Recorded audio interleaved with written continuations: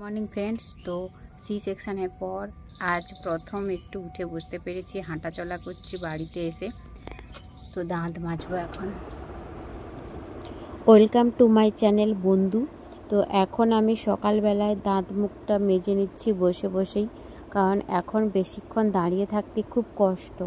বেশিক্ষণ দাঁড়িয়ে থাকলে মনে হচ্ছে যেন পড়ে যাব, এরকম মনে হচ্ছে। তাই চেয়ারেই বসি আর উঁচুতেই বসি, আর খাটেই এখন শোয়া, বিছানাও করা হচ্ছে খাটে। তো নিচে বসতে বলেছে, কিন্তু নিচে বসতে যেন ভয় পায়। তো দাঁত মুখ ধুয়ে নিচ্ছি। এখন প্রায় সকাল 8টা বেজেছে, ঘুম ভাঙলো। তো সোনা এখনও ঘুমাচ্ছে, তাই আমি এখন দাঁত মুখ ধুয়ে খেয়ে নেব। তো এদিকে দাঁত মুখ ধুতে ধুতেই কেউ খবর দিয়েছে বিহন্নলাদের যে আমার বেবি হয়েছে। তো তাই সকালবেলায় দেখো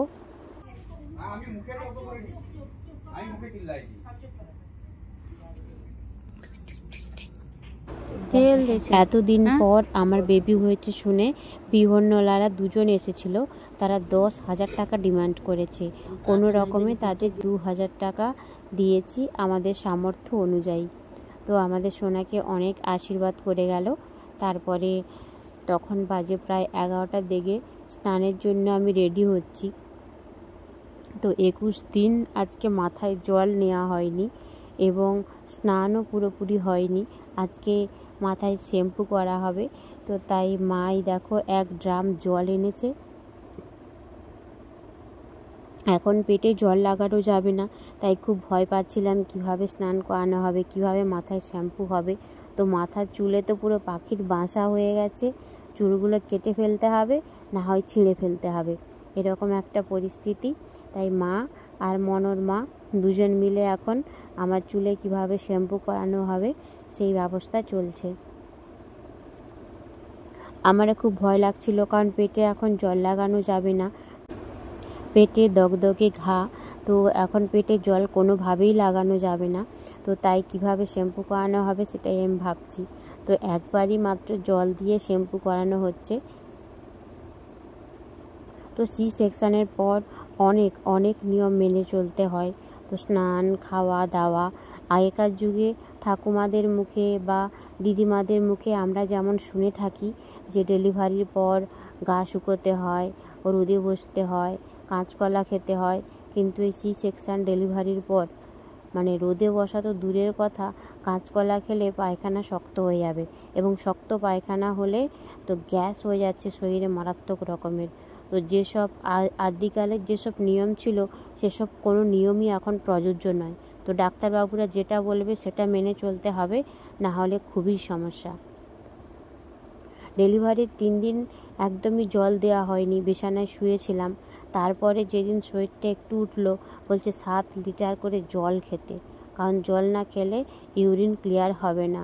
সারাদিনে আমরা যতটা পেচ্ছাপ করছি সেটা যেন পরিষ্কার সাদা হয়, এবং খাওয়া দাওয়া, শাক সবজি ডাল সমস্ত কিছু আমরা যেন সঠিকভাবে খাই, যাতে বুকে দুধ আসে এবং সন্তানও খাবার পায় এবং মায়ের শরীরও খুব তাড়াতাড়ি সুস্থ হয়ে ওঠে।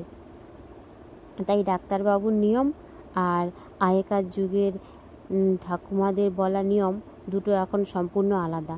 তো এখন ডাক্তারবাবুরা যেটা বলবে সেটাই সঠিকভাবে মেনে চলতে হবে, নাহলে সি সেকশন ডেলিভারির পরিস্থিতি খুবই খারাপ হয়ে যাবে। তো স্নান সেরে এখন খেতে বসেছি। এখন প্রতিদিন পেঁপে, তো পেঁপের ঝোল খেয়ে খেয়ে আমার পেটের মধ্যে পেঁপে গাছ বেরিয়ে যাবে। পেঁপে আর মাছ দিয়ে সিদ্ধ ঝোল আর পটল ভাজা। এখন তেল মেখে দিচ্ছে।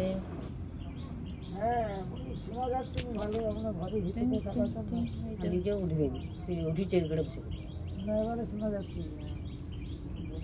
মা এখন মাথা আলতে দিচ্ছে, মাথা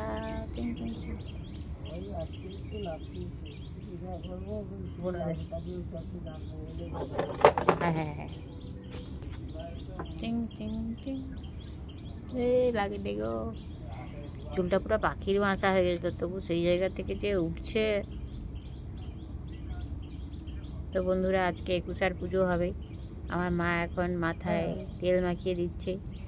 সাবানটা আজকে মাখিয়েছে, শ্যাম্পুটা মনোর মা আর আমার মা দুজন মিলে। আর এই মাথাটা আনানো হচ্ছে এতদিন পর। মাথাটা একটু খালি খালি মনে হচ্ছে, মাথার মধ্যে যেন সিজারের ঘোর কাটেনি এখনো।